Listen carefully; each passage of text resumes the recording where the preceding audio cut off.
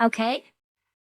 In this video, I want to go through some more examples on Constructor.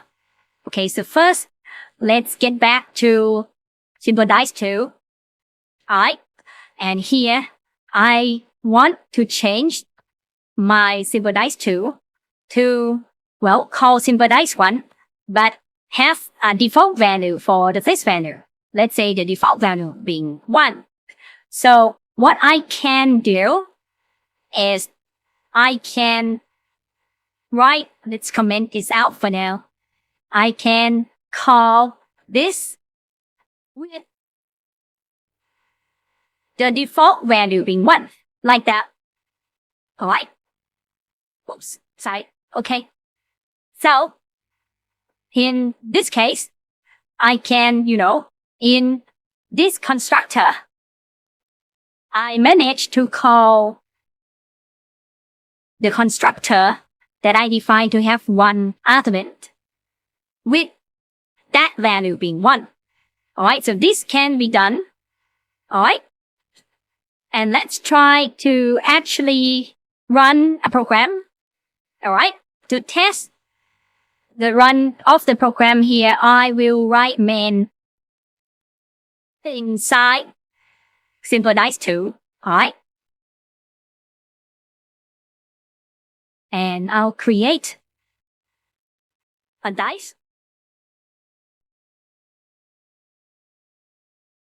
Simple Dice 2. Alright.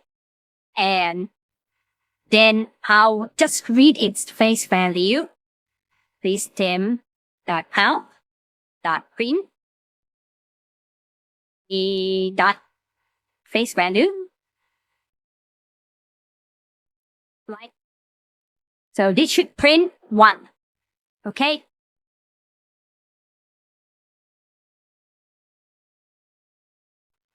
That's fine.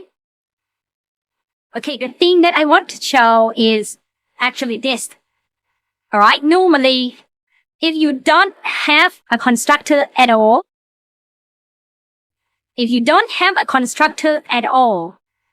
let's say I delete all the constructor. If you don't have any constructor at all, and you call a default constructor, alright, the constructor with no argument, alright, is a default constructor. Okay, if you call a default constructor, what you'll get, you can call it, even though you have not written it, alright? You can call it and the program will compile and run. And the face value will be set to the default value of the face value type. That is, well, integer. And the default value for integer is 0. Alright, so you can do that. Alright, you can do that. But, well, this is fine.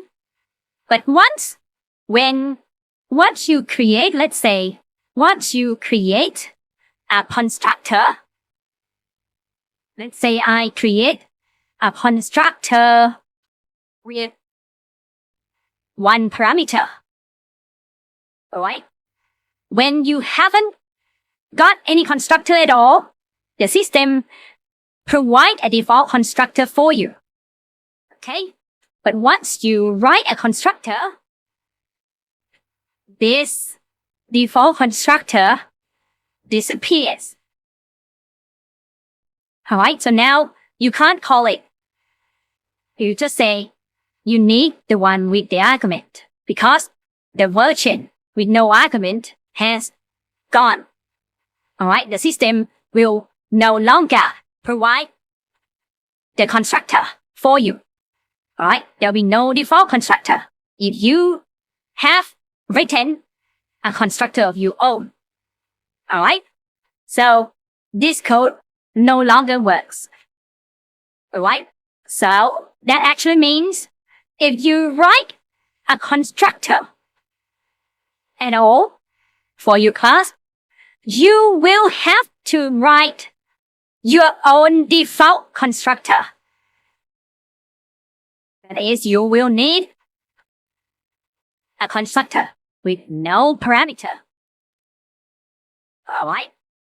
You need to write it. If you write any constructor at all. Okay? So, that's it about constructor. Okay, I think that's enough. Alright? About the basics of constructor. Okay? Right. So, see you in the next video.